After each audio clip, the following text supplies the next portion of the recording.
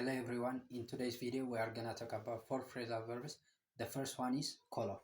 Call off means to cancel or abandon something plan.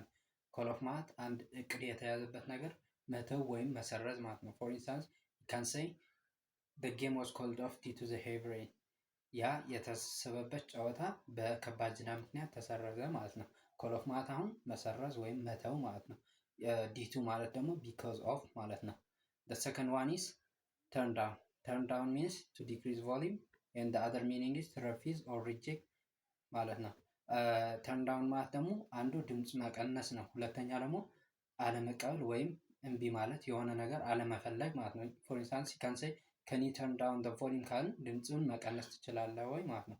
ሁለተኛ ደግሞ turn down አለመቀበል የሚሆንበት ደግሞ I turned down the job offer because of the salary ካልኩ ያ የቀረበልኝ የስራ ሀሳብ በደሞዝ ምክንያት አልተቀበልኩትም ማለት ነው።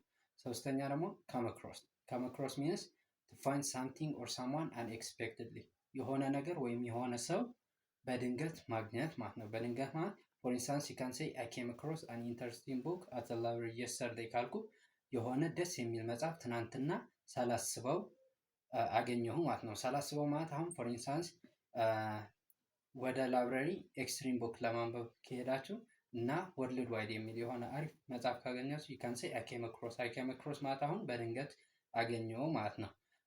ወደ ሰው ሲሆን ደግሞ I came across my childhood friend ካልኩ የድሮ የልጅነት ጓደኛዬን አገኘሁ። ይሄ ማለት ደግሞ ቀጠሮ ሳንይዝ ስናገኝ ማለት ነው።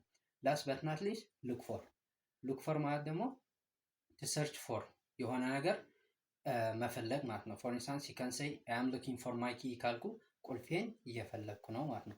This was for today's video. Thanks for watching. See you next time.